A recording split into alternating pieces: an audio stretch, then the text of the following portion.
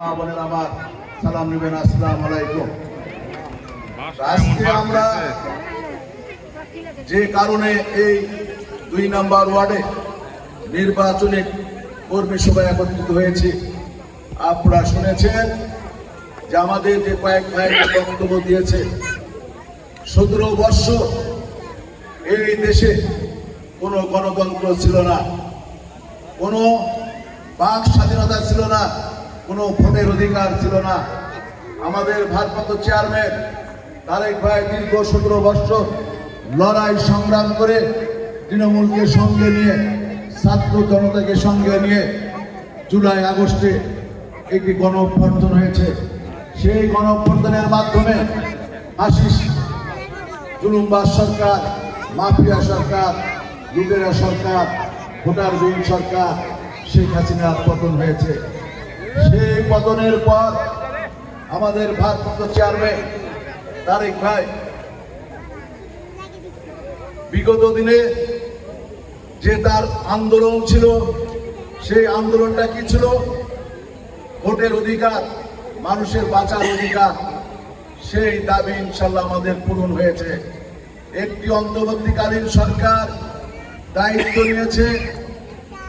অন্তর্বর্তীকালীন সরকারের যে প্রধান উপদেষ্টা সে ঘোষণা করেছে ২৬ সালে নির্বাচন হবে।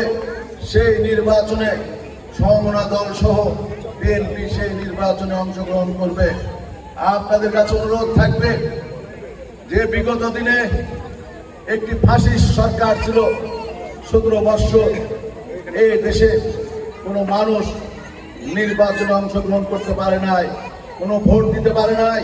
১৪ সালে ভোট দিতে পারে নাই, ১৮ সালে ভোট দিতে পারে নাই, ২৪ সালে ভোট দিতে পারে নাই।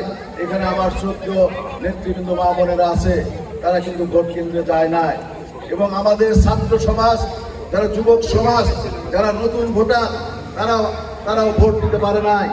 তাই আজকে আমাদের ভারপ্রাপ্ত চেয়ারম্যান তারেক ভাইয়ের ঘোষণা, ভোট এবং মানুষের অধিকারে, সেই অধিকারের ইনশাল্লাহ আগামী ২৬ সালের যে নির্বাচন, সেই নির্বাচনে আপনাদের এই গাবতলী ইউনিয়নে, সদর ইউনিয়নে আপনাদের প্রমাণ দিতে হবে। এই ওয়ার্ডে এবং এই সেন্টারে আপনাদের প্রমাণ দিতে হবে। আমার এখানে আমার শ্রদ্ধেয় সাজু ভাই এখানে উপস্থিত আছে এবং এই ওয়ার্ডের আমার অনেক শ্রদ্ধেয় নেতৃবৃন্দ এবং আমার অনেক স্নেহের ছোট ভাইয়েরা এখানে উপস্থিত আছে। তারা বিগত দিনে লড়াই সংগ্রাম করেছে, তারা মামলা হামলার শিকার হয়েছে, তারা জেল জুলুম কেটেছে এবং আমরাও জেল জুলুম কেটেছি। আমাদের বিরুদ্ধে ১২৫টি মামলা ছিল, এই ২২৬টি মামলা ছিল। সেই মামলায় আজকে সারা গাবতলী উপজেলার নেতাকর্মী তারা জেল কেটেছে, হয়রানি হয়েছে এবং হামলার শিকার হয়েছে।